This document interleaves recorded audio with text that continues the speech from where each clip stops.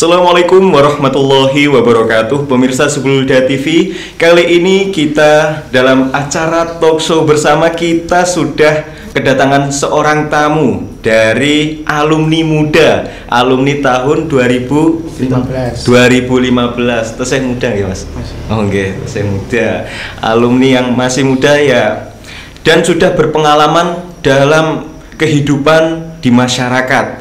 Mungkin ya bagi tips-tips bagaimana kehidupan dalam masyarakat ini bagi para santri yang mungkin akan melanjutkan ke jenjang berikutnya. Ya mungkin Mas Zaki bisa bercerita seputar awal mula ketika mondok di pondok pesantren. Ya, bismillahirrahmanirrahim. Assalamualaikum warahmatullahi wabarakatuh. Waalaikumsalam warahmatullahi wabarakatuh. Ya, teman-teman kru SH TV dan yang lainnya, perkenalkan nama saya Ahmad Zaki Mubarak, atau saya dari Ponorogo. Saya mungkin alumni tahun 2015 masuk 2009. Angkatan dulu SMP IT angkatan kedua. Angkatan kedua perintis nah. Yang enggak perintis, ada yang berarti perintis itu. Yang sini anaknya itu loh. Ya Pak Musin. Yeah. Dan itu sebagai saya angkatan kedua saya dulu. Dulu masih belum punya adik kelas. Seperti itu. Terus dulu gimana tadi masuk pondok? Masuk pondok. Masuk pondok itu awal mulanya. Awal mula, dan mungkin cerita yang berkesan ketika di pondok pesantren seperti itu. Ya, cerita yang mungkin yang berkesan dulu ketika awal masuk dulu di pondok kan, ketika ospek istilah sekarang ya. Ospek dulu masih 3 hari bolak-balik Ponorogo Madiun. Awal masuk dulu tuh saya kaget ketika masuk SMIT. Dulu kan ada bangunan di depan Pak Heri. Dulu ada bangunan itu doyong ke barat. Terus di situ dulu kan diantar sama mas saya, kakak saya dulu. Loh, Mas, kok bangunannya jelek gitu bener. Soalnya dulu kan sebelumnya kan saya kan udah daftar di sekolah yang ada di Ponorogo dekat rumah. Terus habis itu ditarik sama mas saya ke sini. Lihat ke sekolah itu begitu kaget karena ngapun dulu ya SMP itu tuh sangat-sangat ya belum dikatakan bagus seperti sekarang gitu loh. Terus lihat itu kata mas saya, gak penting bangunannya, penting isi dari sekolah tersebut gitu. Akhirnya lama kelamaan ya sampai alihlah betah dulu. Terus mungkin cerita tentang kesan saya selama mondok di Kemang Sawit selama 6 tahun itu. Dulu belum ada namanya makan ngekos itu juaran. Artinya ngekos itu bagi orang-orang yang punya duit. Ngekos itu apa namanya ya bayar makan lah di dalam dulu. Itu bagi orang-orang yang punya duit. Kalau seperti saya dan teman-teman itu yang dari keluarga mungkin ya kurang berkecukupan, mungkin dulu masak. Dan dulu tuh masaknya di sekolah SMP itu rayahan namanya buat masak nasi tuh kuali ya, masak kuali. Gitu dulu rayahan kuali itu ya dari kelompok 1 mana, kelompok 2 mana, seperti itu. Dan masaknya 2 kali, habis sekolah SMP IT sama malam jam 9 jam 10. Dan lauknya apa? Dulu lauknya daun ketela di barat masjid. Ya seperti itu dulu. Daun ketela barat masjid sama sambal sawo, kalau tahu. Jadi sawo itu yang mentah diparut, direndam air kapur, terus ditiriskan seperti masak serondeng ya istilah sekarang ya. Ya seperti sambal kerawu. Urap ya sebetulnya seperti dulu seperti itu. Terus cerita berikutnya itu tentang dulu setiap kalau nggak punya uang dari rumah itu selalu kan ngirim beras gitu. Dulu beras bisa dijual sekitar harga 8.000. Nah kalau nggak punya uang lagi dulu ngumpulin kardus. Zaman dulu awal pembangunan menara. Nah gitu, jual kardus. Pernah saya sama teman saya yang ada di Tambak Mas rumahnya. Terus saya ngumpulkan, habis itu mau jual. Nah kok mau jual itu dulu kan namanya ketemu mbak-mbak kan malu dulu. Nah sampai sekarang itu malu. Terus dulu pernah di arah jalan MI apa namanya itu? Iya. MI yang sini juga namanya Al-Hijriyah atau itu MI itu. Nah dulu udah bawa kardus, bawa kardus segini banyak boncengan gitu. Mau ke sana ada mbak-mbak man, dulu kan masih SMP. Mau ke timur, akhirnya nunggu mbak-mbak mannya lewat banyak dulu. Terus habis itu mau ke sana, oh tiba-tiba hujan. Tiba-tiba hujan. Nah itu pertanyaannya. Nah pakai celana pendek kan dulu, nanti sarung dilepas gitu untuk nutupin kardusnya itu. Terus mau ke tempat itu di Timur Man kan ada tempat jual beli rosok itu situ. Dulu itu ada, terus belum sampai situ itu kardus itu nyemplung kalen lah intinya. Dan full kalen itu full air. Nah, gimana caranya itu kardus itu biar kering lah. Pokoknya diselamatkan dulu. Ternyata plot twistnya itu sampai sana tutup. Akhirnya marah-marah, kardusnya dibuang di depan rumahnya gitu. Itu mungkin ceritanya paling berkesan seperti itu. Kalau itu memang menurut saya juga berkesan sekali. Dulu luar biasa perjuangan dari dulu. Dan dulu kalau nggak masak berarti nggak makan Mas. Pernah ada lagi cerita satu lagi mungkin tentang masak-masak Mas ya. Dulu itu pernah suatu ketika puasa kan, ya kita masak-masak sendiri. Ketika mau buka dulu kan masaknya ya tadi daun ketela terus sama mie sedap mungkin ditumis lah istilahnya sekarang itu. Ya, yang pernah satu itu saya tuh pernah ngangkat itu Mas, ngangkat wajan. Yang seharusnya ngangkat wajan kan pakai kayu yang pipih. Nah, saya tuh ngangkatnya pakai tongkat semapur. Ngangkat gini, wajannya nuplek gini. lauk semuanya itu numpuk di abu kayu itu. Mau nggak mau diambilin dari atasnya aja gitu. Seperti itu tuh buat lauk dulu tuh sangat ya dimarahin teman-teman sepondok dulu seperti itu ceritanya. Berarti sebelum masuk sekolah juga kadang juga masak. Ketika masuk sekolah ya ada bekas-bekas hitam-hitam yang masuk sekolah. Dan dulu kan belum punya sepeda kan dulu. Pokoknya nunggu dulu di sini ada Bu Bidan lah. Di sini Bu Bidan, pokoknya anak-anak itu kalau berangkat pasti menyesuaikan jam waktu berangkat jam Bu Bidan itu. Dia anak 10, anak 5, anak 7 berangkat Bu Bidan jam sekarang. Gayanya jalan ke timur, jalan Kang bareng Kang geng. Dulu seperti itu. Berangkat bareng seperti itu. Dulu memang banyak cerita. Sangat banyak cerita mungkin. Nah, setelah Kang Zaki ini boyong itu kan melanjutkan ke kuliah di Jogja. Setelah itu boyong ke masyarakat, terjun ke masyarakat.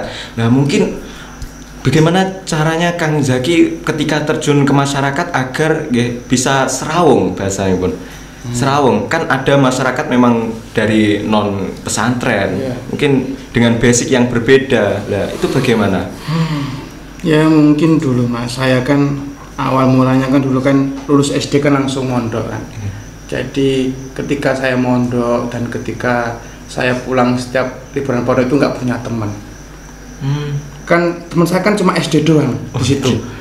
Dan itu satu lingkup desa, nggak ada teman SMP, nggak ada teman SMA. Mau nggak mau dulu kalau berteman ya sama Kang Latif itu pertama, yang adik kelas saya. Terus mau nggak mau kita harus bermasyarakat biar punya teman. Intinya di rumah dulu awal-awal gabut gitu, nggak punya teman ngerasa. Soalnya banyak teman di Madun daripada di Ponorogo. Seperti itu. Terus awal mulanya dulu ya udah nyicil ya apa gimana. Udah proses bertahap. Ketika ada orang meninggal, kita mau nggak mau harus berkontribusi, harus ngetok lah. Intinya entah itu ambil keranda dan sebagainya, entah kegiatan masyarakat walaupun itu nggak penting tapi tetap penting, acara yasinan, acara kerja bakti seperti itu tetap kelihatan lah, biar dipandang masyarakat itu anak IKH ternyata aktif, walaupun sederhana mungkin acara itu. Lambat laun setelah di Jogja suruh boyong sama ibu 7 tahun itu di sana, awal mula kaget ditunjuk sebagai, mungkin saya dijebak lah. Ketika saya masih babat MI di suatu daerah di situ, disuruh jadi ketua Karang Taruna. Nah, ketua Karang Taruna itu yang sebelumnya Karang Tarunanya pasif, lama-lama menjadi aktif. Banyak kegiatan sebagainya. Habis itu disuruh mengurus salah satu yayasan di Masjid Tegal Sari, terus ngurus di madrasah, terus ngajar di pondok, ngajar ibu-ibu hadroh mungkin seperti itu. Dan itu pun mau nggak mau kita harus pintar mengelola waktu, emosi, mengelola kesehatan, ego pun seperti itu. Awal mula dulu pokoknya jangan sampai kita menampakkan diri kita bahwa kita punya potensi, kita punya kelebihan. Oh aku lo iso gitu. Hanya biar masyarakat sendiri yang bisa menilai. Oh saya kini duwe potensi, oh saya kini duwe kelebihan sebagainya. Dan itu pun saya terapkan, dan itu pun kata kiai saya, Kiai Gus Misan dan Kiai Tafrikan itu seperti itu. Dan sampai kita menunjukkan kalau kita pun, oh saya bisa loh. Hanya biar masyarakat nilai sendiri, lama-lama kita akan terjun seperti itu. Tadi kan juga diceritakan mengurusi yayasan. Itu pahit manisnya dalam menghadapi itu pripun, Kang Zaki? Pahit manisnya ya mungkin. Ngapunten di sini karena di yayasan itu bukan satu kepala, banyak kepala. Artinya mungkin dari tugas kita jabatannya mungkin sebagai remaja masjid sih, remaja masjid yang mengurus yayasan di Tegal Sari. Mau nggak mau kita harus bisa mengimbangi pemikiran orang tua dengan anak-anak yang muda, yang senior sama junior. Artinya apa yang dikatakan mungkin kita bisa kelola dulu, nggak ditelan cara mentah-mentah seperti itu. Dan tadi yang pertama yang penting itu garis besarnya ego sih, ego. Terus kelola emosi. Kalau dari yang anak muda usul kepada yang lebih tua tidak setuju, ya nggak apa-apa, masih ada waktu lain. Dan waktu itu untuk menunjukkan betapa kita seharusnya untuk bisa mencapai hal itu, walaupun dari orang-orang ya tua itu tidak setuju seperti itu. Ya, dan juga tadi kan dijelaskan ikut jadi ketua Karang Taruna. Itu menghidupkan kembali Karang Taruna. Ini juga sebuah pencapaian yang mungkin jarang juga anak pondok pesantren ketika pulang ya langsung seperti itu. Nah, mungkin Mas Zaki juga menceritakan soal seperti itu, gimana kok bisa menghidupkan kembali Karang Taruna. Ceritanya kan tadi mungkin ada kalimat terjebak sepertinya bisa diceritakan. Gimana kisahnya? Mungkin semua itu tergantung momen ya Kang ya. Momen mungkin sebenarnya Karang Taruna itu sudah ada dari dulu, dan mungkin kegiatannya mungkin 1 dan 2, dan itu pun ya tidak terlalu besar eventnya gitu. Dan saya ketika menjadi ketua Karang Taruna kan saya kan butuh sosok teman untuk bercerita, untuk tukar pikiran. Akhirnya suatu ketika saya jadi ketua Karang Taruna itu dijebak kan. Gimana jebaknya? Jebaknya itu kan sebenarnya desa Tegal Sari itu nggak butuh Karang Taruna.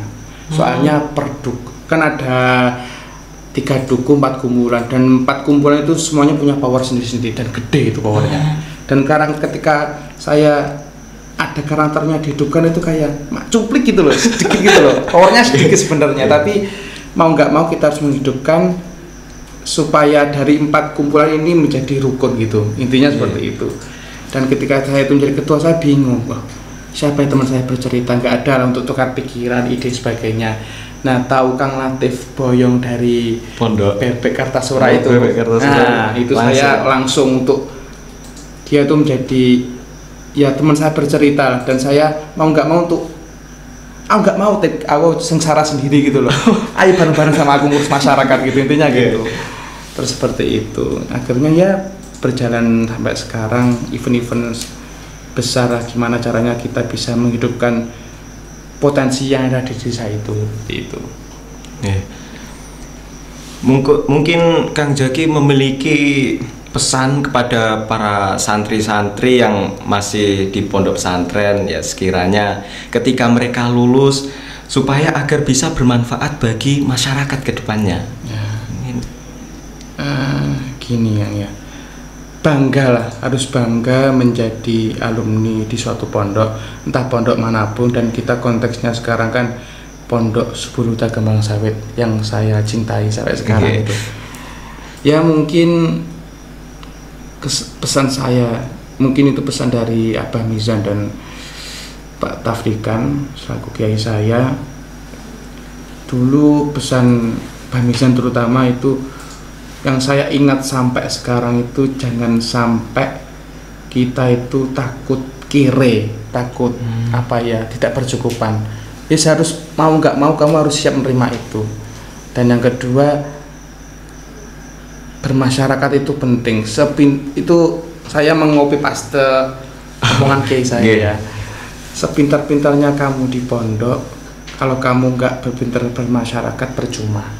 Walaupun kamu pintar akademik, secara pintar baca kitab, tapi nggak pintar untuk bersosialisasi percuma.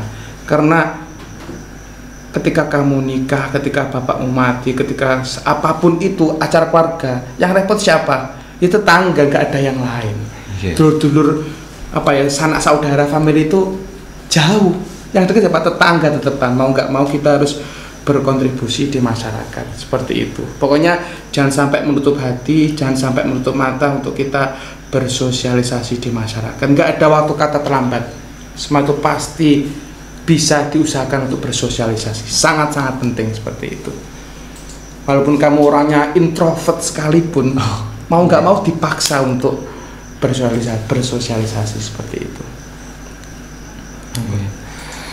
Ya, mungkin karena waktu telah lewat, jadi begitulah pemirsa Subulhuda TV. Mungkin ya kita ini memang memiliki kelebihan tersendiri. Setiap orang memiliki kelebihan tersendiri. Dan juga jangan sampai lupa terhadap masyarakat. Karena apa? Karena manusia itu bukan makhluk pribadi-pribadi, tapi makhluk sosial yang tak bisa hidup sendiri pastinya, tentu membutuhkan orang lain dalam kehidupannya. Jadi untuk para santri yang sekiranya takut untuk terjun ke dalam masyarakat, ya jangan takut. Jangan takut untuk menjadi kere tadi. Jangan takut untuk terjun ke masyarakat, karena setiap orang mungkin ada waktunya tersendiri. Mungkin cukup sekian pemirsa Subulhuda TV, ketemu lagi mungkin di sesi berikutnya. Kurang lebihnya saya mohon maaf. Saya Hamid Muhammad dan juga Mas Ahmad Zaki Mubarak. Ahmad Zaki Mubarak pamit undur diri. Wassalamualaikum warahmatullahi wabarakatuh. Waalaikumsalam.